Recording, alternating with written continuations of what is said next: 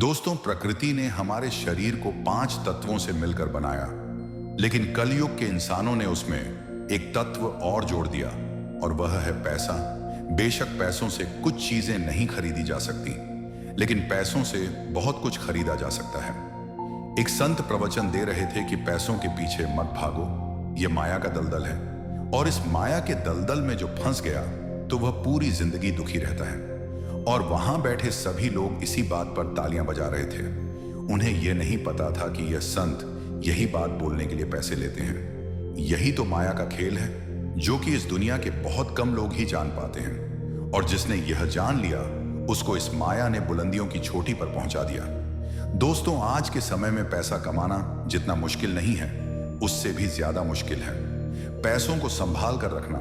बहुत लोग होते हैं जिनके पास थोड़े बहुत पैसे के आ जाते हैं, वह लोग उड़ने लगते हैं। वह लोग पैसों का नियम नहीं जानते हैं। आपने ध्यान दिया होगा कि सरस्वती की तस्वीर हमेशा बैठी हुई होती है और लक्ष्मी की तस्वीर खड़ी रहती है। सरस्वती यह कहती है कि मैं जल्दी आऊंगी नहीं, और यदि मैं आ गई तो मैं वापस जाऊंगी नहीं, क्योंकि ज्ञान इतनी आसानी से अर्जित नहीं कर सकते, और यदि हमने एक बार किसी ज्ञान को अर्जित कर लिया तो वह ज्ञान हमसे कोई भी नहीं छीन सकता। लेकिन लक्ष्मी का यह नियम होता है कि वह जल्दी आ भी जाती है तो जल्दी चली भी जाती है। यदि किसी इंसान को सही तरीके से रखना नहीं आया तो लक्ष्मी बहुत ही जल्दी उस घर से निकल भी जाती है। तो आज की इस कहानी के अंदर मैं आप लोगों को 6 ऐसे खर्च बताऊंगा जिसे आपको आज और अभी से ही बंद कर देना चाहिए, तो ही आप पैसों के सही नियम को समझ पाएंगे। आप कितना कमाते हैं यह जरूरी नहीं है, जितना भी आप कमाते हैं इसमें से आप अपना खर्च इन 5 जगहों पर कम कर दो। धीरे धीरे आपके घर में धन रुकना शुरू हो जाएगा। आपको खुद को लगेगा कि सच में हमारे घर में पैसा रुकना शुरू हुआ है। और अमीर बनने का सबसे पहला रास्ता भी यही है कि अपने खर्च को थोड़ा कम कर दो और ज्यादा पैसा कमाने का तरीका ढूंढो। तो चलिए जानते हैं इस कहानी के माध्यम से कि वह कौन सी 6 चीज है जहां हमें पैसे नहीं खर्च करना है। तो चलिए कहानी शुरू करते हैं। लेकिन दोस्तों, वीडियो में आगे बढ़ने से पहले यदि आप भी भगवान गौतम बुद्ध के सच्चे भक्त हैं तो इस वीडियो को लाइक करके कमेंट बॉक्स में नमो बुद्धाय जरूर लिख देना। और दोस्तों, यदि आपने अभी तक हमारे चैनल नरवाल मोटिवेशनल को सब्सक्राइब नहीं किया है तो चैनल को भी सब्सक्राइब कर लेना, ताकि आने वाली वीडियो सबसे पहले आपको मिल पाए।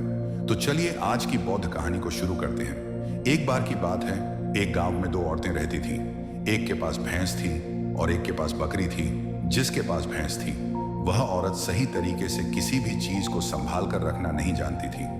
उसकी भैंस दूध तो बहुत देती थी, लेकिन उसने दूध की कीमत जानी ही नहीं, और वह दूध घर की बिल्ली को पिला देती थी। उस दूध को ऐसे ही खर्च कर देती थी। दूध को सही तरीके से उपयोग में कैसे लिया जाता है वह औरत नहीं जानती थी। और जिसके पास बकरी थी वह दूध की कीमत जानती थी, और वह दूध के एक एक बूंद को बचाकर रखती थी और उसी से दही जमाकर घी निकालती थी, और धीरे धीरे उसने बहुत सारा घी इकट्ठा कर लेती है।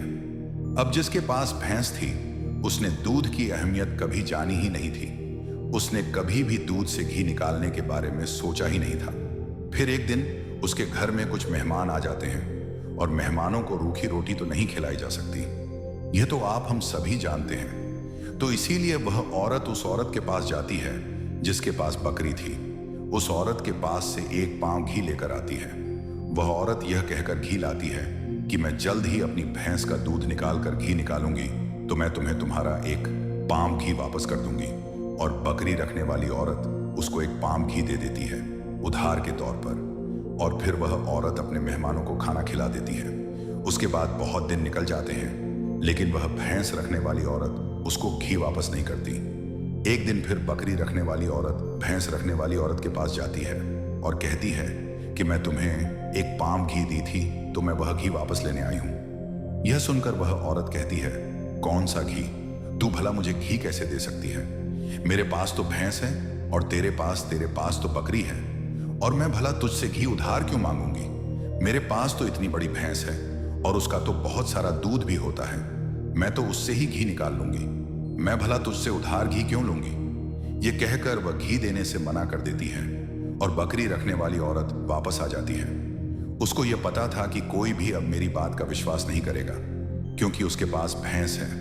लेकिन फिर भी उसने कई लोगों से बोली और इस बात को कोई मानने को तैयार नहीं था। सबका जवाब एक सा था कि भला भैंस रखने वाली औरत बकरी रखने वाली औरत से घी क्यों लेगी। यह बात कोई भी मानने को तैयार नहीं था। उसी गांव से बाहर कुछ दूर पर एक गुरु रहते थे और फिर वह बकरी रखने वाली औरत उस गुरु के पास जाती है और उन्हें अपनी सारी समस्याएं बताती है। उसके बाद उस गुरु ने भैंस रखने वाली औरत को बुलाते हैं और फिर वह औरत भी उस गुरु के पास आ जाती है और वह भी अपनी बात बताते हुए कहती है कि गुरुदेव यह झूठ बोल रही है, मेरे पास तो भैंस है और भला मैं इससे घी क्यों लूंगी। अब उस गुरु को इसका फैसला करना था कि क्या सच में भैंस रखने वाली औरत बकरी रखने वाली औरत से घी उधार ली है या नहीं ली, क्योंकि बकरी का तो दूध बहुत कम होता है और भैंस का तो बहुत ज्यादा होता है। तो क्या जरूरत पड़ गई कि एक भैंस वाली को बकरी वाली से घी उधार लेना पड़ा। अब गुरु बहुत देर तक सोचते रहे और उसके बाद दोनों औरतों को अपने पास बुलाकर एक एक लोटा पानी देते हुए कहते हैं कि यह पानी लेकर जाओ और दोनों ही अच्छे से हाथ पैर धोकर आओ। अब एक लोटा पानी को देखकर भैंस रखने वाली औरत कहती है कि गुरुदेव सिर्फ एक लोटा पानी से हाथ पैर कैसे धो पाऊंगी। लेकिन बकरी रखने वाली औरत उस लोटे को लेकर चली जाती है और वह अच्छे से अपने हाथ पैर मुंह धोती है और उसके बाद भी वह लोटे के अंदर थोड़ा सा पानी बचा भी लाती है और वापस गुरु के पास आ जाती है। लेकिन वह भैंस रखने वाली औरत वह लौट लेकर जाती है और उसने तो सिर्फ अपना मुंह धोया और उस टे को खाली करके वापस ले आती है। जैसे ही वापस लाकर दोनों लौटा रखा जाता है, तभी वह गुरु कहते हैं कि भैंस रखने वाली औरत ने बकरी रखने वाली औरत से घी ली थी और उसे घी वापस करना चाहिए। अब जो गांव के लोग पास में बैठे थे, उन्होंने कहा कि गुरुदेव इससे कैसे साबित होता है कि एक भैंस रखने वाली औरत ने बकरी रखने वाली औरत से ही उधार है। उसके बाद गुरु कहते हैं कि जरा इन लौटों पर ध्यान दो। इस औरत ने लोटे में इतना पानी बचा भी लाई और हाथ पैर मुंह सब धो भी ली। यह होती है किसी भी चीज की कीमत को समझना। और दूसरी औरत ने सिर्फ मुंह धुलकर ही लोटे का सारा पानी खत्म कर दी, क्योंकि उसको इस पानी की कीमत नहीं पता थी। और जिस चीज की हमें कोई कदर नहीं होती, वह भले ही हमारे पास कितनी भी हो, वह नष्ट हो ही जाती है, वह खत्म हो ही जाती है। और यदि हमारे पास कोई भी चीज कम है और यदि हम उसको सही तरीके से इस्तेमाल में लेते हैं और उसकी कीमत को जानते हैं, तो जरूर उससे हम फायदा उठा सकते हैं। जैसे कि बकरी रखने वाली औरत ने थोड़ा थोड़ा दूध बचाकर उससे मक्खन निकाली और उसे घी बनाया, और भैंस रखने वाली औरत को दूध की कदर नहीं थी, इसीलिए इतना दूध होने के बावजूद भी उसके घर में मेहमानों के लिए घी नहीं था। यह बात सत्य है। उसके बाद भैंस रखने वाली औरत उस गुरु के चरणों में गिर पड़ती है और कहती है, महाराज मुझे क्षमा कर दीजिए, मैं अभी घर जाकर इसको एक पांव घी वापस दे दूंगी। उसके बाद वह गुरु कहते कि बूंद बूंद से घड़ा भरता है। हमारे पूर्वज ने यह कहावत यूं ही नहीं बनाई। हमारी छोटी छोटी बचत हमारे भविष्य में एक बड़ा लाभ बनकर हमें मिलती है, और यह बात बहुत ही कम लोग जान पाते हैं। और यही बात हमारे घर में लक्ष्मी पर भी लागू होती है। यदि हम लक्ष्मी को थोड़ा थोड़ा करके बचाएंगे, तो वही लक्ष्मी हमें भविष्य में एक बड़ा लाभ बनकर मिलेगी। दोस्तों, कहानी तो आपको समझ में आ गई होगी। तो आइए अब जानते हैं वह 6 खर्चों के बारे में जो हमें आज से ही बंद कर देनी चाहिए। सबसे पहला खर्च है दिखावे का खर्च। आपके पड़ोस में किसी ने बड़ी कार ले ली, तो अब आपके मन में जलन होने लगी है कि मुझे भी जल्द ही कार लेनी है, और यही दिखावे का खर्च आपको पूरी बना के रखता है। दोस्तों, हम में से ऐसे बहुत से लोग होते हैं जो सिर्फ दिखावे के चक्कर में ही बहुत सा ऐसा सामान उठा लाते हैं, जिससे कि दूसरों के सामने सिर्फ अपना रुतबा बढ़ाने के लिए गाड़ी ले लेना, महंगे जेवर ले लेना, महंगे मोबाइल ले लेना, या फिर कोई ऐसी महंगी चीज खरीद लेना जिसकी हमें हमारी जिंदगी में कोई जरूरत भी नहीं होती। और जब उन्हें कोई समझाता है तो वह कहते हैं हम किसी से कम हैं। क्या वह लोग यह नहीं समझते कि इससे हमारा सिर्फ नुकसान होता है, न कि कुछ फायदा। यदि आपको सच में अमेरिक रास्ते पर चलना है, तो ये सारे खर्च सबसे पहले आपको बंद करना होगा और वही पैसा कहीं इन्वेस्ट करना सीखना होगा। मैं ये नहीं कहता कि आप अपने शौक ना पूरे करें। मेरे कहने का मतलब यह है कि जिस चीज की आपको जरूरत है, बस आप वही लो। किसी को देखकर कोई सामान बिल्कुल ना लो।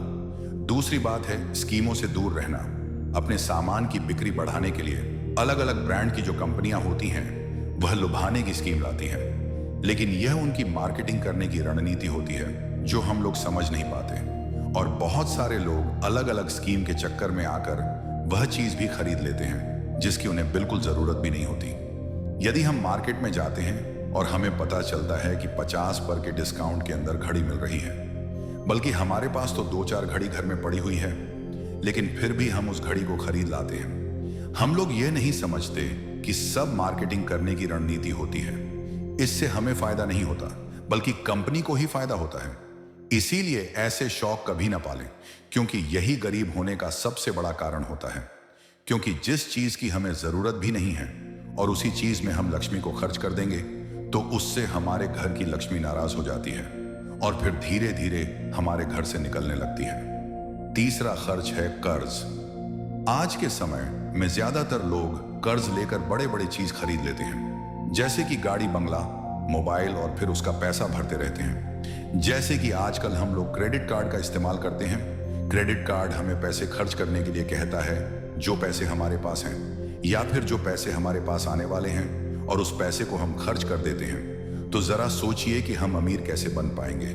जो पैसे हमारे पास आए ही नहीं, उस पैसे को भी हम खर्च कर देते हैं और हम अमीर बनने के बारे में सोचते हैं, अमीर बनने की वीडियो देखते हैं, लेकिन उन बातों का पालन पूर्ण नहीं करते।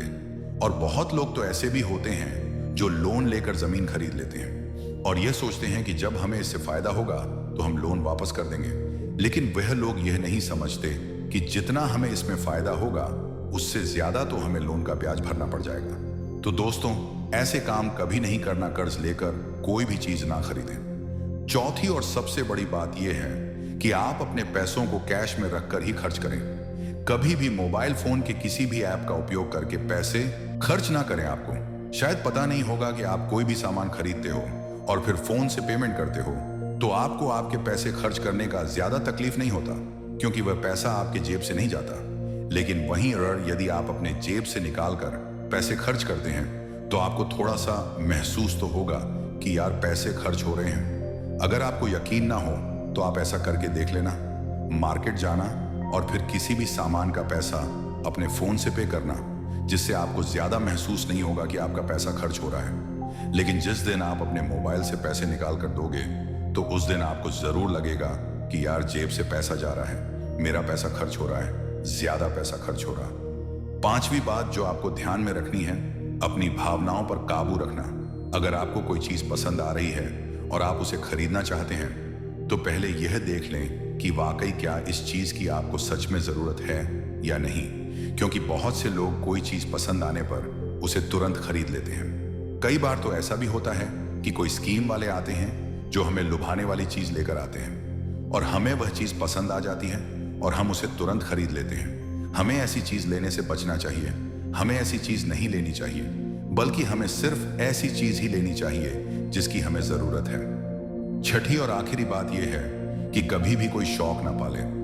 आपको शायद इस बात का पता होगा कि हमारी दुनिया में महंगाई का सबसे बड़ा कारण है शौक। आज के समय में नॉर्मली 10,000 का फोन आ रहा है और वहीं पर 2 लाख का भी फोन आ रहा है। दोनों में फर्क इतना है कि किसी को 1 लाख का फोन रखने का शौक है, तो वहीं किसी को 2 लाख का रखने का शौक है। हाँ, वहां पर आदमी की अमीरी भी दर्शाती है, क्योंकि अमीर आदमी बड़ा फोन रखेगा तो लगेगा कि वह अमीर है। तो ये शौक ही तो शौक है, तभी तो उसने महंगा फोन रखा। इसीलिए सबसे बड़ी महंगाई का कारण होता है शौक, और किसी चीज की महंगाई नहीं है। और इसीलिए लोग समय समय पर शौक वाली चीजें बनाते रहते हैं। अच्छी अच्छी चीजें बनाकर हमें लुभाने के लिए लेकर आते रहते हैं, ताकि हमें वह चीज पसंद आ जाए और हम उसे तुरंत खरीद लें। क्योंकि उन्हें पता है कि ना ही लोग अपना शौक खत्म करेंगे और ना ही उनका मार्केटिंग बंद होगा। तो इसीलिए अपने शौक पर काबू रखें। जितना हो सके कम शौक करें, क्योंकि शौक करने से हमारी जिंदगी नहीं चलेगी, बल्कि मेहनत करने से और पैसे को अपने पास सेव करने से ही जिंदगी चलेगी। क्योंकि आज के समय में पैसा ही सब कुछ है। भले आज के समय में हमसे लोग कितना भी यह बात कहते हो कि पैसा ही सब कुछ नहीं होता, लेकिन यदि उनकी जिंदगी में सही तरीके से ध्यान रखकर देखा जाए तो उनके लिए पैसा ही सब कुछ होता है। वह पैसों के लिए ही इधर उधर भाग रहे हैं और हमें कहते हैं कि पैसों के पीछे मत भागो। तो दोस्तों, इस वीडियो में कुछ फजूल खर्च बताने की कोशिश की है हमने, ताकि उन खर्चों को आपको कंट्रोल करना चाहिए, ताकि आपके पास पैसा और जरूरत के समय वह पैसा आपके काम आ सके। और वह पैसा जब जरूरत के समय हमारे काम आता है, तो हमारे दिल को जो शांति मिलती है वह सच में बहुत ही अद्भुत शांति होती है। तो दोस्तों, ये कहानी आप लोगों को कैसी लगी कमेंट करके जरूर बताना। वीडियो अच्छी लगी हो तो वीडियो को लाइक और चैनल को सब्सक्राइब करके बेल आइकन की घंटी दबाकर ONL को जरूर सेलेक्ट कर लेना। फिर मिलेंगे कोई अच्छी सी कहानी लेकर। तब तक के लिए आप अपना रखिए ख्याल और हमें दीजिए इजाजत। जय हिंद, जय भारत।